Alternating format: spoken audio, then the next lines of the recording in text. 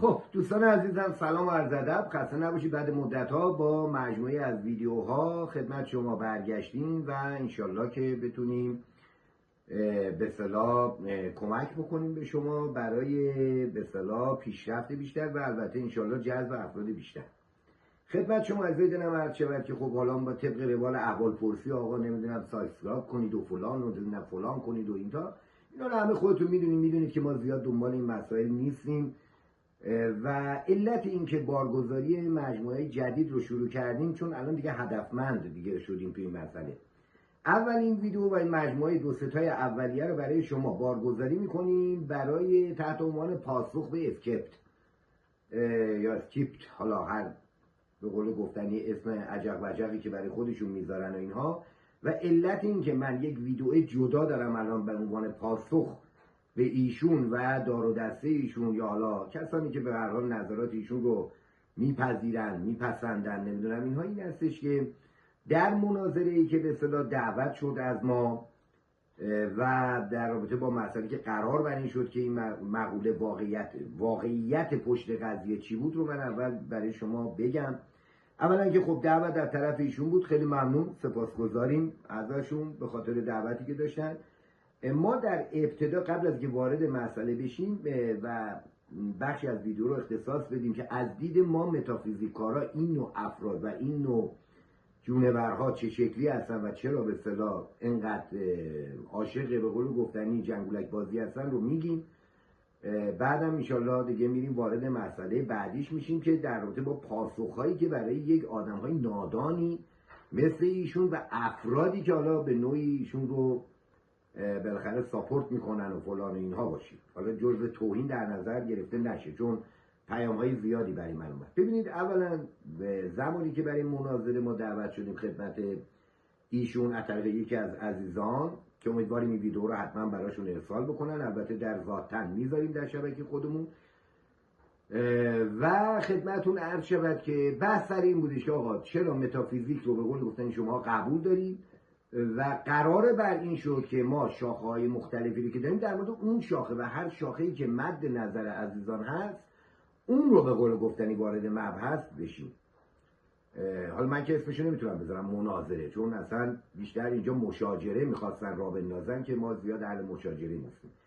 ببینید از دلم، ما همون ابتدای بحثا که به رابطه ایشون حالا به مثلا کسی که ایشون رو حالا میتونست باشون متصل باشه و اینا، این مسئله رو خدمتتون عرض شود که گفتن آقا شما رو تحت چه نامی در نظر بگیریم؟ گفتیم آقا جان تحت نام دال نقطه رجبی، اونا فارسی ما معمولا میزنیم و میتونید بزنید اصلا اسم کوچیک ما رو بزنید و به عنوان محقق و به اصطلاح نویسنده به اصطلاح این رو که حالا ایشون بعداً اومدن چون از جایی دیگه کم آورده بودن اومدن بحث این رو انداختن که آقا نه حالا ما دکتریم، شما پروفسوری، من دکترم، تو اونجوری هستیم. خب ما الان مثلا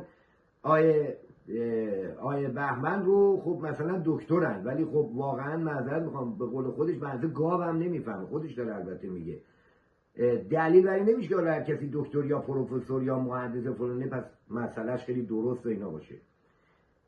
و خب اصلا بخش اولی رو که در رابطه با علوم غریبه در زمینه شاخه بندی علوم به اصطلاح پنهان، متافیزیک، پارانورمال، نمیدونم ما بعد و طبیعه یا هر چیز دیگری که به قول گفتنی میگذاریم، قرار بر این شد که ما یک سری مباحث رو با ایشون بگذاریم که همه استفاده کنن، حالا یا قبول دارن یا قبول ندارن یا در موردش ما بحث کنیم صحبت بکنیم، ولی نه اینکه بخوایم توهین مسئله بذاریم وارد مسئله توهین بشیم. شما میبینید دیگه سبکای ایشون همیشه همواره همین بوده و در اکثر مباحث هم البته ایشون شکست خوردن. من افتخار این رو دارم حداقل در بین تمام مباحث ایشون که اگر به پیج ایشون حالا یا به کانال ایشون مراجعه کنید میبینید که تنها کسی که ایشون تا به حال تونسته باهاش بحث بکنه و صحبت بکنه و همون اوایل و اواسط فرد کم آورده و خودش اصلا حیرت زده شده تا جایی که آقا من خیلی عصبانی شدم ایشون رو بیرون کردم نمیدونم فلان کردم برای اینکه خیلی عصبانی نشم. نه بحث اینا اصلا برای من مهم نبوده و افتخار این رو دارم که بالاخره یک نفر تونست پوز یک چنین آدمی رو بیاره پایین که هی میخواست مغلطه کنه، هی میخواست نمیدونم زیرابی رو آبی بره ولی نتونست و حتی نتونست خودشو کنترل بکنه توی مسئله. به خاطر همین مسئله هم ایشون حتی بعدا هم اومدن گفتن آقا بیایم دوباره صحبت. گفتم نه، شما مناظره بلد نیستید. از دید ما متافیزیکارا و کسانی که به این علم به اصطلاح آشنایی دارن، ما معمولا مناظرات رو بر اساس میذاریم آقا 2 دقیقه شما یه صحبتی میکنید، ساکت میشی، بعد من صحبت میکنم، بعد شما صحبت میکنید، من به اصطلاح ساکت میشم. قضاوت باید دست به قول گفتنی بینندگان باشه. ایشون بالاترین لایو رو با بنده داشته، بالاترین بازدید رو توی به قول گفتنی 1 هفته 2 هفته داشته. برید چک بکنید دیگه. شعار نیستش، ادعا هم نیست. و اصلا حضور من رجبی در کنار یک فردی مثل ایشون برای ایشون یک برکت خیلی بالایی بوده. میتونید ببینید این ادعا نیست. نگاه کنید ببینید 2 هفته‌ای که ببینید خارج از موضوعات سیاسی همیشه طرفدارای زیادی داره، فلان داره. ما نمیتونیم در اینجا در مورد مسائل سیاسی صحبت کنیم که در کل هم ما اصلا سیاسی نیستیم که بخوایم بشینیم سیاسی صحبت کنیم. ولی در مورد مناظرات و صحبت‌هایی که در زمینه‌های مختلف داشته، علل خصوص بخشی که مربوط به متافیزیک می‌شده، علوم غریبه می‌شده، بالاترین بازدید رو در 2 هفته داشته. یعنی به قول خودش کف و پوزش به قول گفتنی مالیده شده روی این مسئله، که حالا اونم کمک مالی ما به ایشون باشه، به خاطر اینکه بلکه انشالله بعدها یه مقدار روش و شیوه خودش و شعور خودشون انشالله از دلم عوض بکنن. چرا؟ چون به ایشون هم گفتم من جنسیتم مثل خودشه، بلدم خیلی بدتر از خودش صحبت کنم، بلدم خیلی بالاتر از خودش صحبت کنم. اما با توجه به بیوگرافی که از ایشون من دارم، خب ببینید ایشون در تمام مسائل داره میگه دیگه، عملا داره به شما میگه، مثل یک آدم نافهم و عرضم بوده آدم خودشیفته‌ای مثل تتلوه، که حالا ما در مورد تتلو هم یه صحبتایی قبلا داشتیم و انشالله بعدا برنامه‌ای رو میذارم، حالا که دیگه تکلیف همه روشن شده. آدم‌های خودشیفته، ببینید در واقع شما اگر اسکریپت رو بخواید قبل از اینکه وارد مسئله بشین بخواید در نظر داشته باشین، این فرد اولا یه آدم افسرده‌ایه. افسرده بودن ایشون به دلیل این هستش که شما می‌بینید در بک‌گراند سیاه میشین، یعنی قایم موشک بازی میکنه، مدت‌ها قایم موشک بازی میکرده. آدمیه که سرخورده است، یعنی از هر روانشناس تازه کاری هم که بپرسی اینو تایید کرده و تایید میکنه. و عدم موفقیت در کار طبابت داشته، چون کسی که وقتی بلند میشه میره خارج از ایران، آدم موفق در هر جای دنیا بره، وقت اینو نداره که بیاد بشینه توی ویدیو صحبت کنه و فلان اینا.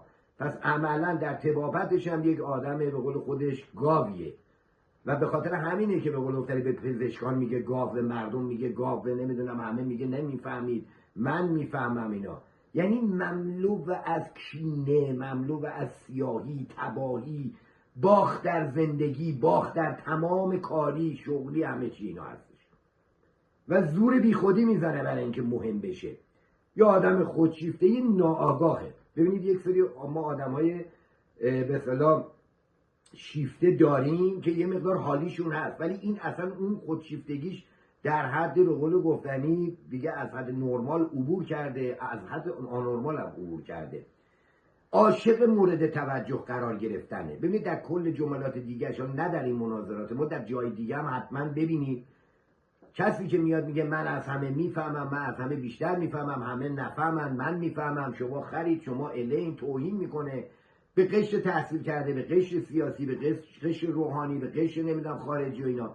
شما ببینید از اسکریپت حالا اصلا کسی دعوت کرده در مناظرات خارجی توجه کردین؟ خب کاناداست دیگه، به قول گفتنی واردم هست، زبان انگلیسیش هم که اینجا پوزشو زیاد میده دیگه، یعنی به قول گفتنی یه تخم مرغ رو میخواد توضیح بده 50 تا اگ میگه که یعنی من زبانم خوبه و فکر میکنی این زبان انگلیسی صحبت کردنش مزیته. نه عزیزم، مثل این میمونه که من چینیم خوب باشه، بیام در بین 10 تا صحبتی که میکنم 7 تاش چینی باشه. اینو نمیگن سواد. و مسلمه شما در جایی که به اصطلاح با زبان دیگه صحبت میکنی، 4 تا زبان دیگه بخوای صحبت کنی، هم میگن به قول خودش واو این یارو چقدر حالیشه. نه عزیزم، تو واقعا حالیت نیست عزیزم، تو واقعا مریضی، مشکل داری عزیز دلم. و در خود ارتباطات و اظهارات هم من از قبل میدونستم مشکل داری. تو عاشق مورد توجه قرار گرفتنی. در کلیت هم ایشون، حالا نمیدونم اینو لازمه اثبات میکنیم، در کلیت هم ایشون آدم بی سوادیه. در کلیت 50% اینو یاد گرفته، 30% اینو حفظ کرده، 20% اونو حفظ کرده، نمیدونم 4 تا فلسفه رو حفظ کرده و اینا. و از زبان انگلیسی، اصطلاحات انگلیسی هم استفاده میکنه که اون ضعفاش رو بپوشونه. اینا البته من به عنوان یک فرد کارشناس تو این زمینه آدم شناسی دارم میگم. حالا الان میگن شما کارشناسی، آره من حداقل به اندازه موهای سر نداشته اسکیپ، حداقل این بغلاش و فلان اینا، حداقل 20 تا کشور گشتم، 40 تا کشور گشتم. ولی ایشون تنها جایی که رفته و دیده به قول گفتنی هم کانادا، اونم به عنوان پناهنده رفته. پس من از لحاظ گشتن دنیا خیلی بیشتر از این فرد به اصطلاح گشتم و میبینم و خب قاعدتا خیلی هم بهش افتخار نمیکنم. امکاناتی بوده رفتم گشتم اومدم. و خب ایشون الان با این کارهاش در واقع میخواد یه درصدی درآمدزایی بکنه از یوتیوب که چیز زندگیشو بچرخونه عزیز دلم. یعنی مشکل درآمد داره این آدم، مشکل درآمدزایی داره. من اینجا سفارش میکنم خواهشاً برید و بهش کمک بکنید. حالا $1، 2 سنت، 3 سنت، 5 سنت، نمیدونم $10 بهش کمک کنید. این واقعا آدم مریضیه، نمیتونه، واقعا مونده و من احتمال میدم که اصلا پول نداره بره خودشو دوا درمون بکنه، وگرنه میرفت حتما این کارو انجام میداد. ولی یه آدم 60 70 سال 67 ساله 70 ساله، اون رفتار، اون سکنات، اون کلام، اون بیان، اون نمیدونم حالا به قول خودش مناظره کردن، اینو واقعا نماد کامل یه آدم مریضه. حالا خودش خب بالاخره دوست داره دیگه. هیچ دیوون، شما اگه تو دیوونه خونه ها برین، که ما برای یه تحقیقاتی به اصطلاح سر زده بودیم میرفتیم در یه تحقیقاتی، دیوونه ها اکثرا میگن ما دیوونه نیستیم، دیگران دیوونن. این دقیقاً همون اثرات رو نشون میده. منتها دیوونه ای که آزاده، حالا بالاخره کاری به کاری کسی نداره. بخشی از هر علم و ورزشی کپی کرده، نمیدونم یه مثلا حتی یه تحقیق کوچولو به اصطلاح داشته که بیاد و به اصطلاح اون حالا به قول آذری زبانهای ما مثلا اولدرم بولدرمش رو چیز بکنه. چرا ما میگیم مریضه؟ دلیل عمده اینه، شاید خیلی به قول گفتنی از افرادی که به ایشون انتقاد کردن یا با ایشون صحبت کردن به شفافیت من صحبت نکنن، ولی من مثل خودش صحبت میکنم، چون این کلیپ مختص پاسخگویی به اینه و کلیپ بعدی، برنامه بعدی. این آدم یک گاو به تمام عیاره که خودش هم اعتراف میکنه دیگه، یک آدم نفهمه به تمام عیاره، یک آدم بیسوادیه. به خاطر همینه که دیگران رو بیسواد میدونه از دلم. به خاطر یه آدم به اصطلاح درون فرومایه است. آدمایی که فرومایه باشن از دلم معمولا این رو میگن، توهین میکنن، افترا میزنن، نمیدونم سقوط مزاجی و روحی و روانی و جسمی و فکری و کلامی و دیداری و اینا دارن. چرا؟ من با فکت دارم این مسئله رو به شما میگم دیگه. و آدم بسیار کم جرأتیه. ببینید آدم کم جرأتیه این آدم. به دلیل اینکه کسی که میاد و کم میاره توی صحبتی فلان، نمیاد بگه من عصبانی میشم، به خاطر اینکه عصبانی نشم قطع کردم، به خاطر اینکه اینجوری نباشه نه. و آدمی که شجاع باشه هیچ وقتی حضور کسی در اونجا نیست در اون برنامه نمیشینه مثلا برنامه و لایوشو به دلیل مشهور بودن به اصطلاح بحث علوم غریبه در حال عامه بیاد مثلا نصف برنامهشو با یک فردی که نمیتونه جوابشو بده، یعنی جوابایی که ایشون باید به ما بده که نمیتونه بده، اونو قطع کنه و بعد بیاد خودش 20 دقیقه 25 دقیقه 30 دقیقه شروع کنه فلانی اینه، نمیدونم اون تستوسترونش، نمیدونم فلانه، اون نمیدونم کرواتش خوشگله، اون نمیدونم شلوارش نمیدونم قشنگه. اینا نقاط ضعف این فرد عزیزم. شما وقتی وارد مسئله میشی شما میتونی یه دونه برنامه صحبت بکنی، حالا بعدم بیای بگی به دیگران که آقا به نظر شخص من اینه، نه به نظر اینکه اینجور اشخاص اینجوری هست، اونطور اشخاص اونطوری هست. چون ایشون تا حالا گیر امثال ماها نیفتاده. مثل افرادی که ادعای متافیزیک رو دارن ولی هیچی حالیشون نیست. دقت میکنید؟ هیچی حالیشون نیست و وقتی میفتن تو یک جریانی با مشکل مواجه میشن از دلم و مثل ایشون عصبانی میشن. بعد شما ببینید مسئله رو از تلسمات شروع میکنه، قراره بر مبنای تلسمات شروع کنه دیگه، بعد هولش میده میره توی دیگه، چون میبینه نمیتونه جواب بده، نمیتونه مسئله رو ادامه بده، میاد میره توی زاویه دیگه. شما خوشگلی، شما فلانی، نه اون فرکانس مثلا چیه من نمیدونم، تو بگو. اینا رو به این دلیل گفتم که پاسخی باشه در ویدئوی ایشون که برای حالا میدونم جرأتش هم نداره. من انقدر جرأتشو داشتم که مهملات و مزخرفات ایشون رو در کانال خودم گذاشتم، ولی ایشون جرأت اونم نداره. یعنی محال صحبت‌های بنده رو در کانال خودش بذاره، در حالا پیج خودش در فلاینا بذاره، چون میدونه که نابود شده است توی این مسئله. ما وقتی در مورد متافیزیک دلم صحبت میکنیم، بس همیشه اینه که ما طبقه بندی داریم در رابطه با متافیزیک و از لحاظ علمی بهش نگاه میکنیم و وقتی از لحاظ علمی نگاه میکنیم این آدم ها کم میارن و اون کلاش هایی که پول از دست مردم میگیرن اینا. شما ببینید مثلا با اینکه من فردی هستم که کارم تجارته و درآمد عنوان میکنم که من کارم تجارته، با این حال میاد میگه آقا مشتریان خوبی داره، در بالای شهر 2 در میکنه 3 در میکنه. عزیزم من کل هیکل تو رو و کل به قول گفتنی وجودی تو رو که دوره برت حتی در کانادا باشی میتونم بخرم، حتی در ایران که هستم با ریالم میخرم، یعنی معادل اون دلار ریال میذارم. یعنی رقم هایی رو که ما معامله میکنیم اصلا تو مخیله تو پزشکی تا حالا نبوده عزیزم. پس اینقدر نباید به خودت بنازی و اینا. بد جایی اومدی، بد جایی گیر کردی و واقعا هم حق داشتی که به قول گفتن دری عنایت میکنی عزیزم. اینا رو به این دلیل جواب دادم که بعد از اینکه من به اصطلاح ارتباطتون رو قطع کردیم، نشستیم اونجا یه سری شرور گفتی، یه سری مزخرفات و مهملات گفتی که حالا طرفدارات هم برات هورا میکنن دیگه. یک مشت آدم مریض‌تر از خودت وقتی برمیگردی بهشون میگی گاوی نفهمی اونم خرید فلان و اینجوری به قول گفتنی کنارت وای میسن، پیروای تو هم مثل پیروای امثال لجنی مثل تتلو هست. چون آدمی که لجن باشه دوره برش خب هست، بله قاتل ها هم در بین خودشون طرفدارایی دارن، نمیدونم لزبیان ها هم طرفدار دارن، نمیدونم همجنسگرا هم طرفدارایی دارن، ولی دلیلی بر محبوبیت تو یا اونایی که نمیشه عزیزم. علیها بحث اینه که ما وقتی در مورد فرکانس صحبت میکنیم، اولا ما در مورد تلسمات اومدیم گفتیم که شما نذاشید تمام شه، عرض کردیم که در زمینه دوستان عزیزم، در زمینه به اصطلاح علوم پنجگانه که بهش میگن علوم غریبه، یه عنوانه، یک واژه است، یک فکت نیست. مثل بسیاری که در قدیم مثلا به ماشین میگفتن عرابه، به درشکه میگفتن نمیدونم عرابه، ولی امروزه مثلا میگن اتومبیل و اینا برند داره، نمیدونم مارک داره، بی ام و، نمیدونم فرض مثلا ولوو، نمیدونم فلان، نمیدونم اینا. دلیلی برای نمیشه که چون در قدیم حالا یک سری اشتباهاتی رو گفتن یا کلمات سبک خودشون بوده پس چرت و پرت میگفتن و تو آدم نافهمی که اصلا متافیزیک سر در نمیاری میای و مثلا میگی آقا یعنی چی؟ کیمیا رو ما به دوستان عزیزم گفتیم آقا کیمیا علمیه که علم به اصطلاح یعنی وقتی تعریف میشه کیمیا همون شیمی امروزی از دلم. لیمیا همون به قول گفتنی در قدیم میگفتن لیمیا، در علم امروز بهش میگن علم حروف، علم جبر. حالا جبر هم ما خودمون زیاد قبول نداریم ولی چون بر حسب یک سری محاسبات ریاضیاتی یک مقدار گرایش داره در اصول ریاضیات و فلان اینا. و علم سومی که در علوم غریبه به اصطلاح گفته میشد همون لیمیاست، یعنی علم سیارات.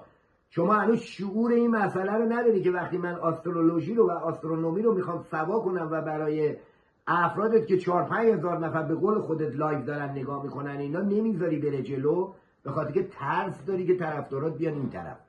ایرانی هستی دیگه، اینجا ایرانی بودن به اصطلاح ایرانیایی که سواد ندارن، ادعا دارن و مریض هستن مثل خودت.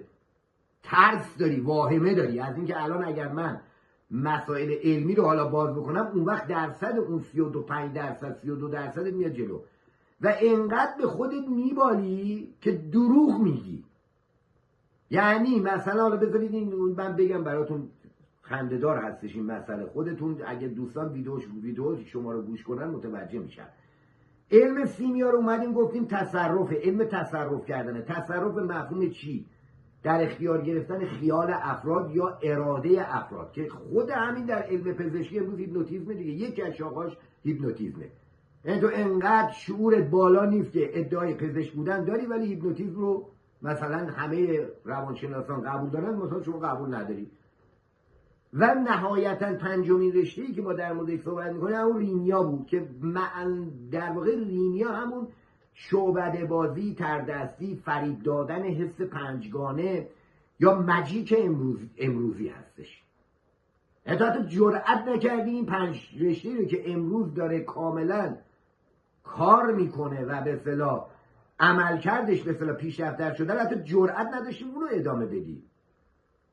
از خانی آباد رفتی نمیدونم ترجیش، از ترجیش رفتی نمیدونم سعادت آباد، از سعادت آباد رفتی ونکوور، از ونکوور رفتی نمیدونم ژاپن نمیدونم. خب این نشون دهنده این ازش که تو متوجه شدی که پس اون علوم غریبه ای که رجبی صحبت میکنه و میگه بر اساس علم اینه و نمیتونستی دیگه بری جلو، پس قاعدتا باید شلوغش میکردی. مثل این قماربازایی که وقتی میبازن میزنن زیر میز، یا شطرنج بازایی که به قول گفتن شطرنج بازی میکنن میدن دارن میبازن، یه مهره رو سریع یه جوری جابجا میکنن.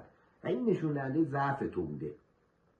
ما بحثمون در مورد فرکانس نبوده که، ما بحثمون در مورد با نمیدونم علوم دیگر روحی و اینا که نبوده. شما اون فکتی رو که از من درخواست کردی بیارم، مطالبی که خلاصه مفیدش کردم که بتونیم در یک مناظره یا در یک صحبت بکنیم، در رابطه با علوم تلسمات بود.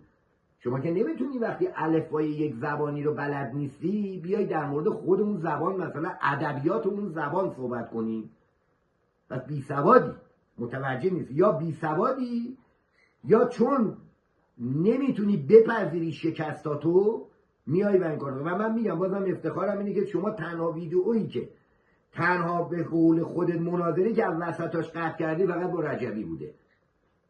یعنی زیر دست رجبی موندی چون نمیتونستی جواب بدی. بعد اومدی بهانه آوردی آره نمیدونم کیفیت خوب نبود، صدا خوب نبود، تصویر خوب نبود، نمیدونم اله خوب نبودش، نمیدونم من عصبانی میشدم. خودت داری اعتراف میکنی شکسته تو دیگه عزیزم. پس نشین در هر مناظره‌ای بگو که نمیدونم من نمیدونم زمینگیر کردم، نابود کردم فلان. من صحبت‌های شما رو خیلی جای دیگه هم به اصطلاح گوش کردم. بهتم بود همون موقع هم توی برنامه‌مون هم گفتم شما هنوز انقدر توانایی نداری که بیای با من بشینی صحبت بکنی عزیز من. چون من هم آدمی هستم که از علوم مختلف اطلاعات لازمه رو دارم، اما من مثل تو نه، با عمقش کار دارم. و ما تازه بعد از اون باید میمدیم در رابطه با تفاوت‌های بین سحر و طلسم و جادو و نمیدونم فلان و نمیدونم اینطور چیزها رو به قول گفتنی میومدیم تا فرد و افرادی رو که دور خودت جمع کردی بفهمن. که متاسفانه چون خودت نفهمی نمیذاری اطرافیانت بفهمن. میدونی مشکل تو اینه.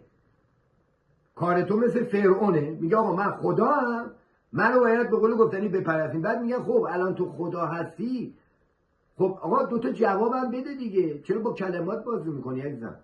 تو فکر کردی مثلا چی؟ مثلا متافیزیک هم مثل سیاسی بودنه که بیای نمیدونم فکتای مختلف و چرت پرت مختلف بگی هی بازی کنی با کلمات؟ نه عزیز من. بعد جایی پا گذاشتی و این آدم عاقل و بی‌طرف متوجه میشه که به قول شما باختی این مسئله رو. هم خودتو باختی، هم روحیتو باختی، هم توانمندیت کم شد. و خب قاعدتا یه فیلمی رو میذاشت که اگر اشتباه نکنم بهمن مفید بودش از هنرپیشه‌های قدیم ها، میگفت آقا ما گفتیم زدیم، شما هم بگید زدی، زدش. حالا حکایت شما.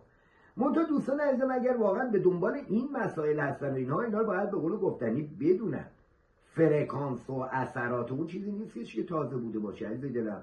شما وقتی یه سرود حماسی میخونی، وقتی یک آهنگ شاد میخونی، وقتی یک آهنگ غمگین میخونی، نمیدونم آهنگ ترسناک، نمیدونم فلان، نمیدونم اینها به اصطلاح هست عزیز دلم، این داره تاثیر میذاره رو تأثیری که امداد غیبی نیستش که، حتما یه اثراتی درونه به اصطلاح بدنی شما و قدرت شما میذاره که این اتفاق میفته. که البته خب حتما فهم شما به اینقدر نمیرسه، چون شما فقط وقتی میگی قدیما خیلی خوب بود میمدن تاپ تاپ تاپ تاپ این فلان داره، تاپ تاپ تاپ تاپ فلان. یعنی وقتی شعور تو اینقدره که تکنولوژی جدید رو به قول گفتنی به این تاپ تاپ تاپ کردن چیز میکنه، خب این دیگه جای چیزی نداره دیگه.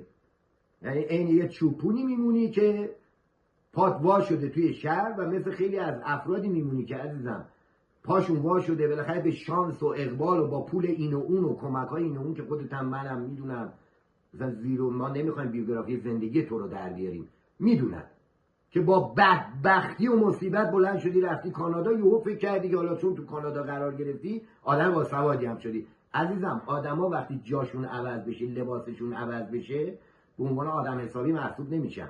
ذاتت باید باشه، اینجوری که نیست. حالا اونهایی که به اصطلاح علاقه‌مند هستن که بدونن که چجوری ما شما رو له و لورده میکنیم، توجه میکنی، میتونن ویدیوهای بعدی رو انشالله نگاه کنن که ما این ویدیو رو به عنوان جواب شما بهتون دادیم و ارزان به حضور شریف شما میتونید جلسات بعد رو ما در همین مسائل شروع میکنیم به صحبت کردن و از جمله آقای اسکرپت و هر به قول گفتنی دربدری و هر آدمی که فکر میکنه استاد در زمینه این مسئله هست، همینجا ما به مناظره دعوت میکنیم. شما که جرئت ندارین بیاین مناظره کنید، هر جا دعوت کردیم با توجه به قوانین مناظره میام و به قول گفتنی حالتون هم میگیرم، همینطور که حال شما رو گرفتیم آقای اسکرپت و در رفتی فرار کردی. بله الان ممکنه شما در ویدئویی چیز برگردی بگی آقا ما دعوت کردیم دوباره بیان با شرایط من شروع میکنی، نه با شرایط تو. 3 دقیقه من حرف میزنم، 3 دقیقه شما حرف میزنی، یه نفرم اون وسط به قول گفتنی نظارت میکنه، در این صورت داره میپذیریم. ولی به شرطی که شرور نگی در رابطه با همون مسئله که صحبت میکنی. حالا اینکه دلغک بازی در میاری میخوای مدی نگاه، اون دیگه حالا دست خودته، میتونی دامنی بپوشی، نمیدونم روژی بزنی، ماتیک بزنی که بیشتر به قول گفتنی جلب توجه کنی. ما نیازی به جلب توجه نداریم، ولی دیگه اجازه نمیدیم به تو که هر کاری دلت خواست بکنی، تصویر خراب کنی، صدا خراب کنی، فلان خراب کنی، بعدم بیای بگی آقا ببخشید نشد فلان. البته خود شما اعتراف کردید دیگه که در نهایت هم اومدی قطع کردی مسئله رو. خب این ویدیو رو داشته باشین در مورد پاسخگویی به اسکپ و در رابطه با همین کیمیا لیمیا و فرکانس. من برنامه‌ای رو به عنوان تحت نام خودت میذارم. ویدیوها رو امیدوارم جرأت داشته باشی که به قول بچه‌ها مثل ماها جرأت رو داشته باشی که بذاری برای گروه تو کاناله. توجه کردید؟ بزد به قول گفتن تربیت نکن. تو برمیگردی میگی آقا همه مثل بزن، همه فلانن، بعد میاد میگه هرچی من میگم درسته. خب این که همونه دیگه. تو میخوای اگه گله‌داری میخوای بکنی که با همون به قول گفتنی افرادت میتونی بچرخی، اگرم نه که خب دیگه خودتون میدونید. ما در خدمت شما هستیم بچه‌ها. ویدیو بعدی در رابطه با این هستش که علوم غریبه چگونه تعریف میشود از لحاظ علمی، چقدرش درست و چقدرش غلطه. موفق باشید تا ویدیو بعدی. از دلم.